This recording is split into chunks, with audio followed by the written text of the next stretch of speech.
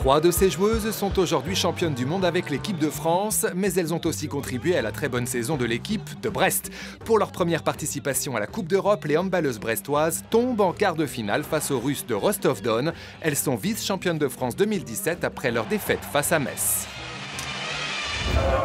Autre frisson sportif de l'année, le grand retour du Rennes Volley 35 dans l'élite. Nous sommes en mai, les hommes de l'entraîneur serbe Nikola Matijasevic se débarrassent de Cannes avec la manière en finale des playoffs. Un billet retour vers la Liga qu'ils attendaient depuis 3 ans. On a abordé ce match en étant agressif, en ne pensant même pas une seconde qu'elle pouvait nous échapper. Et aujourd'hui, c'est la joie. Et maintenant, on a tous. Je crois vraiment qu'il y a un groupe qui s'est formé et je crois qu'on a tous hâte de pouvoir fêter ça. D'abord, les joueurs, ils étaient bons. Ils méritent. On mérite, je pense.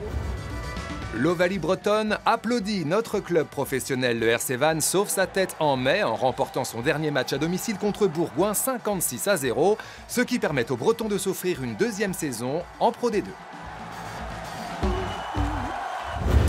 Côté foot, la saison est d'abord marquée par la relégation du FC Lorient. Ce soir-là, face à Troyes, les Merlus n'arrivent pas à pêcher les 3 points qui leur font défaut. Leur saison cauchemar les mène droit en Ligue 2. La saison était complètement ratée. Ce match-là est à l'image de toute la saison. C'est pareil, c'est tout, quoi. Lorient, il a toujours joué derrière, il n'a jamais su aller devant. Et puis voilà. Ils sont venus pour chercher le match nul, ils ont eu le match nul. On n'a jamais pu marquer, dommage. Beaucoup de choses à revoir et à remettre en cause au niveau du club. Maintenant... En remplacement de Bernard Casoni, l'ex-nantais Michael Landreau se voit confier la mission remontée.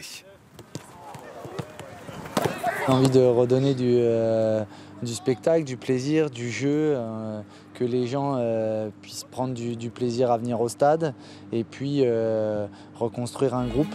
Psychodrame au Stade Rennais avec l'éviction de Christian Gourcuff en novembre, quelques jours après le départ du président du club, René Ruello.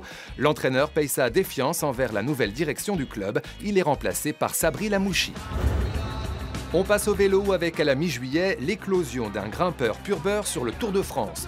Warren Barguil s'offre d'abord une étape dans les Pyrénées, puis une deuxième dans l'Izoard, 6 jours plus tard s'imposant au sprint devant Froome, Contador et autres Quintana.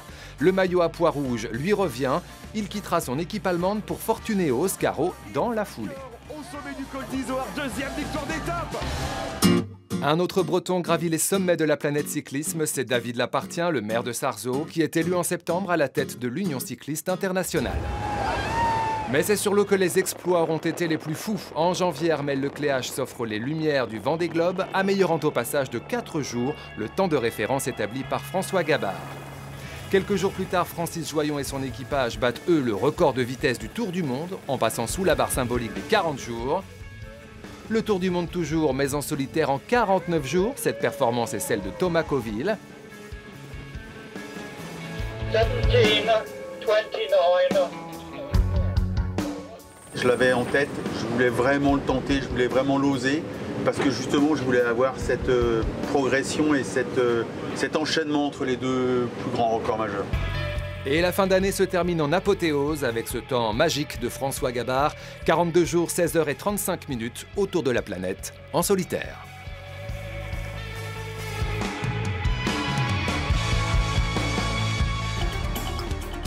Thomas Coville, vous êtes l'invité de cette Rétrosport 2017. D'abord, une petite réaction sur la performance de François Gabard. Ce qu'a fait François est juste grandiose.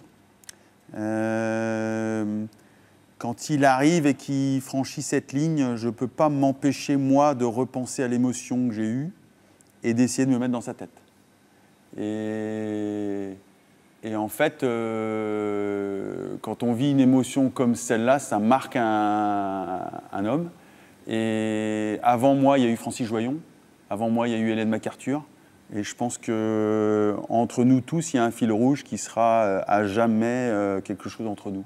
Thomas Coville, alors cette année 2017, 3 records, le record du Tour du Monde, le record de l'Atlantique, le record sur la Jacques Vabre, une victoire de la Jacques Vabre. Est-ce que pour vous, c'est l'année idéale? Faire le tour du monde à la voile sur un multicoque comme Sodebo et être le plus rapide un jour, c'était vraiment un vrai objectif. Et quand on a démarré cette aventure en 2007, on était les pionniers. On démarrait, et aujourd'hui, on voit bien quelle impulsion ça a donné. Et j'ai eu une émotion incroyable. Mais c'est vrai que c'était particulier parce que pendant le voyage, c'était trop de concentration, trop de pression, et je n'avais pas eu le bonheur que j'ai eu par contre à l'Atlantique Nord. L'Atlantique Nord, ça a été de bout en bout juste un plaisir total. Rarement dans ma vie, j'ai été aussi heureux, aussi libéré, aussi relâché. Et quand on passe cette barre des 5 jours en 4 jours, 11 heures, j'ai ce flow, en fait, ce qu'on attend tous quand on est athlète. Et surtout, je répondais à une angoisse de l'après-Tour du Monde qui était de reproduire. Quand on est athlète et qu'on gagne un truc très fort, ce qu'on a peur, c'est que ça s'arrête là, que ça soit un accomplissement. Et tout le monde me disait, c'est un accomplissement. Et j'avais peur de ça et de reproduire et de faire cet Atlantique Nord et d'être capable de regagner, ça a été quelque chose de très important. Et pour mon équipe, ça a été quelque chose de très fort. Pour moi, l'épicentre de course au large, il est en train de se décaler et il sera plutôt le 29 décembre 2019. C'est le départ de cette course autour du monde en solitaire, en multicoque. Cette course en 2019, je pense qu'elle est pour moi l'objectif qu'on s'est fixé avec Sodebo et avec tout notre groupe. C'est ce qui nous propulse le plus loin. Entre-temps, il y a la Route du Rhum, qui est un rendez-vous sportif évident pour nous, un rendez-vous avec lequel j'ai des émotions particulières à la fois d'enfant et puis que la dernière fois, c'était pas forcément très bien passé. Mais Patricia Brochard de Sodebo me dit aujourd'hui que finalement cet accident ou cet incident est peut-être ce qui a démarré finalement cette nouvelle histoire et le fruit de toute cette victoire de cette année. Donc finalement, je regarde la Route du Rhum demain avec un autre œil, mais j'ai envie d'y retourner. Thomas Coville, merci. Je vous rappelle que vous pouvez retrouver cette rétrosport sur le site internet de France3Bretagne.fr.